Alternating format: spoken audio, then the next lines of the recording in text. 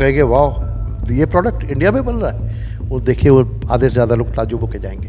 तो जो Indian products हैं उनको कैसे आगे स्केलिंग करने के लिए बढ़ावा मिलेगा सर? क्योंकि हमारे प्रोडक्ट्स और हमारे नॉर्म्स FSSAI के हों या क्वालिटी स्टैंडर्ड से रिलेटेड नॉर्म्स हैं, बहुत अच्छे वेल लेड हैं और हमारा उद्यमी उसे फॉलो करता है। तो फॉलो करने की वजह से वो अच्छे प्रोडक्ट्स दे रहा है, तो उसकी पहचान बन रही है। तो सबसे बड़ा चैलेंज आपको क्या लगता है इंडिया में, और कैसे इंडियन प्रोडक्ट्स जो है सर्विसेज हैं उसको आगे ले जाने के लिए आप चैनलाइज तरीके से काम कर रहे हैं? प्रोडक्ट बहुत अच्छे हैं, लोग बहुत अच्छे हैं, डीलिंग बहुत साफ़ है। चैलेंज इस वक्त पे थोड़ा सा पास्ट ट्रेंड्स को देखते हुए कॉन्फिडेंस का था, जो धीरे धीरे वो भी दूर हो रहा है। सर चूँकि ये इंडस्ट्रीज़ को बढ़ावा देने के लिए एक ऑर्गेनाइजेशन है, अभी 2 एक्सपो आप ऑर्गेनाइज करने जा रहे हैं, एक वाराणसी में और दूसरा लखनऊ में। क्या ये एक्सपो है, कैसे इनकी भव्यता सजेगी सर? IAA MSME के लिए पॉलिसी एडवोकेसी, बिजनेस ग्रोथ व उससे रिलेटेड जो भी इश्यूज़ हैं उन पर काम करता है। इंडियन इंडस्ट्रीज़ एसोसिएशन में इस समय हम मौजूद हैं। IIA एक बहुत बड़ा इवेंट यूपी सरकार के तत्वाधान में और उनके वेंचर में करने जा रहा है। IIA एक अपनी स्टैट्यूटरी बॉडी है, उसके बारे में जानकारी भी लेंगे और जानेंगे कि IIA किस तरह से वर्क कर रहा है और कैसे 2 एक्सपो को ऑर्गेनाइज करने जा रहा है। मेरे साथ बात करने के लिए मौजूद हैं IIA प्रेसिडेंट। सर क्या शुभ नाम है आपका? दिनेश गोयल। सर सबसे पहले IIA की क्या फंक्शनिंग है, कैसे ये फंक्शन करता है? IAA MSME के लिए पॉलिसी एडवोकेसी, बिजनेस ग्रोथ व उससे रिलेटेड जो भी इश्यूज़ हैं उन पर काम करता है। पिछले विगत 40 वर्षों से करता आ रहा है और IAA का पूरे प्रदेश में करीब करीब 48 ऑफिसेज़ हैं और उसके अलावा दिल्ली में, उत्तराखंड में, नॉर्थ ईस्ट में हमारे ऑफिसेज़ हैं और हमारे 3 टायर सिस्टम काम करता है, जिसमें एक राष्ट्रीय टीम है, उसके बाद एक हमारी डिफरेंट चैप्टर्स पे डिवीजन्स में है, कमिश्नरेट्स में, और उसके बाद चैप्टर लेवल पर है, डिस्ट्रिक्ट लेवल पर।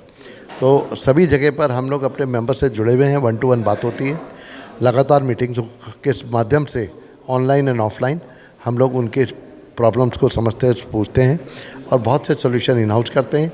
बाकी उद्योग बंधुओं में, डिफरेंट उद्योग बंधुओं में, फेडरेशन काउंसिल्स में और कई विभाग के कई प्लानिंग और दूसरे कमिटीज़ में हम लोग, चाहे वो फूड प्रोसेसिंग मंत्रालय हो या अपना नेडा का कोई वो हो, उनकी सबकी इस कमिटीज़ में हम लोग मेंबर हैं।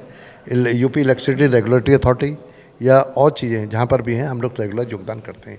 सर चूँकि ये इंडस्ट्रीज़ को बढ़ावा देने के लिए एक ऑर्गेनाइजेशन है, अभी 2 एक्सपो आप ऑर्गेनाइज करने जा रहे हैं, एक वाराणसी में और दूसरा लखनऊ में।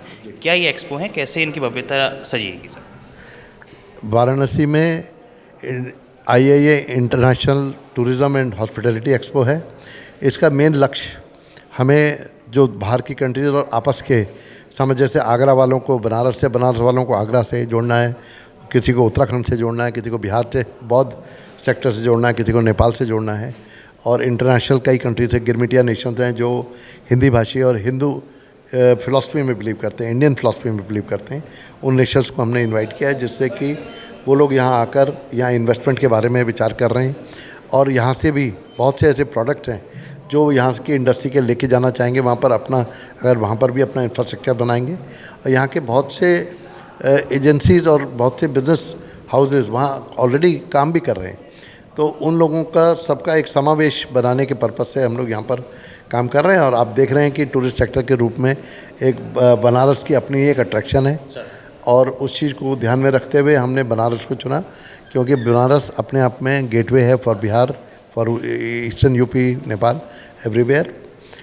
यहाँ जो इस एक्सपो का मकसद है, हम लोगों का इन होटल इंडस्ट्रीज़ के साथ, क्योंकि वहाँ पर काफ़ी होटल नए आने वाले हैं और आ रहे हैं, तो उनके साथ हमारे MSME जो मैन्युफैक्चरर्स हैं, हमारे जो मेंबर्स हैं, उनको फर्दर उनके साथ कनेक्ट करने का एक मन है।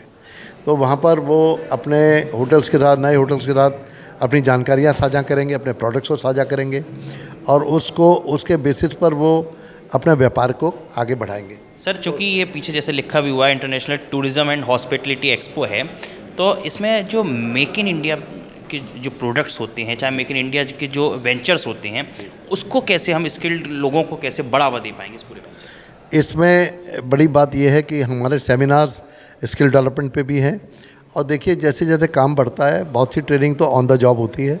उसके अलावा आज की डेट में आईआईए रेगुलर बेसिस पे विभिन्न कंसल्टेंट्स और एक्सपर्ट्स के माध्यम से अपने इंडस्ट्रीज़ को क्वालिटी काउंसिल के माध्यम से, लीन प्रोडक्शन मैनेजमेंट के माध्यम से रेगुलर ट्रेनिंग्स दिलवा रहा है। एआई के माध्यम से एआई की ट्रेनिंग दिलवा रहा है आईमा से और कई एजेंसी से, इवन गूगल के साथ इसमें कई वर्कशॉप्स हो चुकी हैं। तो हमें ऐसा लगता है कि जो आज रिक्वायरमेंट है इंडस्ट्री की, एमएसएमई की, उसको स्किल होने की, एक नए परिदृश्य देखने की, नया होराइज़न देखने के लिए, उसके लिए आईआईए पूरा कटिबद्ध स्तर पे काम कर रहा है और स्टाफ, नीचे के स्टाफ से लेकर ऊपर एंटरप्रेन्योर तक पूरी चीज़ को साझा कर रहा है। एक सवाल जो है वो इंडियन फूड एक्सपो से आता है, क्योंकि इंडियन फूड एक्सपो इसके बाद दूसरा एक एक्सपो है जो आईआईए के द्वारा ऑर्गेनाइज किया जा रहा है, वो लखनऊ में ऑर्गेनाइज्ड होगा। लेकिन इसमें जो इंडियन प्रोडक्ट्स हैं, क्योंकि ये बिज़नेस टू बिज़नेस वेंचर है, तो जो इंडियन प्रोडक्ट्स हैं उनको कैसे आगे स्केलिंग करने के लिए बढ़ावा मिलेगा सर? बहुत बढ़िया बात आपने कही। ये हमारा 10वां एडिशन है, लेकिन 14-15 साल से हम चला रहे हैं। ये रेगुलर सक्सेसफुल रहा है। कोविड पीरियड में एक आध बार स्किप हुआ और एक दो बार हम इसको दूसरे नाम से, बिल्ड भारत के नाम से दिल्ली प्रगति मैदान में भी लेके गए, जहाँ पर भी वो उसने सफलता अर्जित करी। क्योंकि हमारे प्रोडक्ट्स और हमारे नॉर्म्स एफएसएसआई के हों या क्वालिटी स्टैंडर्ड से रिलेटेड नॉर्म्स हैं, बहुत अच्छे वेल लेड हैं और हमारा उद्यमी उसे फॉलो करता है। तो फॉलो करने की वजह से वो अच्छे प्रोडक्ट्स दे रहा है, तो उसकी पहचान बन रही है। अच्छा, उसके साथ साथ हम लोग गल्फ फूड में गए, दुबई गल्फ फूड में पूरी डेलीगेशन गई हम लोगों की। ऐसे ही हम लोग सऊदी अरेबिया में गए और जगहों पे जाते रहते हैं, तो उसके हिसाब से हमारी इंडस्ट्रीज़ का एक्सपोजर डिफरेंट टाइप से कनेक्ट बन चुके हैं। तो उन कनेक्ट को हम लोग पूरी तरह से बनाने की कोशिश कर रहे हैं। एक सबसे आखिरी सवाल ज़रूर लूँगा। सबसे बड़ा चैलेंज, क्योंकि आप एक प्रेसिडेंट हैं आईआईए के और साथ में आप ये देख रहे हैं कि एक्सपो भी आप ऑर्गेनाइज कर रहे हैं, चैलेंजिंग भी होगा, काफ़ी चीज़ें होंगी, तो सबसे बड़ा चैलेंज आपको क्या लगता है इंडिया में, और कैसे इंडियन प्रोडक्ट्स जो है, सर्विसेज हैं, उसको आगे ले जाने के लिए आप चैनलाइज तरीके से काम कर रहे हैं? देखिए, चैलेंज की अगर हम बात करें, प्रोडक्ट बहुत अच्छे हैं, लोग बहुत अच्छे हैं, डीलिंग बहुत साफ़ हैं। चैलेंज इस वक्त पे थोड़ा सा पास्ट ट्रेंड्स को देखते हुए कॉन्फिडेंस का था, जो धीरे धीरे वो भी दूर हो रहा है। लॉ एंड ऑर्डर की सिचुएशन हम लोगों के एंड पे अच्छी मिल रही है, तो मतलब हमें अच्छी मिल रही है, तो हमारा कॉन्फिडेंस बढ़ा है। अब हमारे प्रोडक्ट्स अच्छे बन रहे हैं, तो धीरे धीरे जब लोग हमारे प्रोडक्ट को और पहचानेंगे, यही प्लेटफॉर्म्स है जिससे हमारी जानकारियाँ बढ़ेंगी। वो कहेंगे वाह, ये प्रोडक्ट इंडिया में बन रहा है, और देखिए वो आधे से ज़्यादा लोग ताज्जुब होके जाएंगे।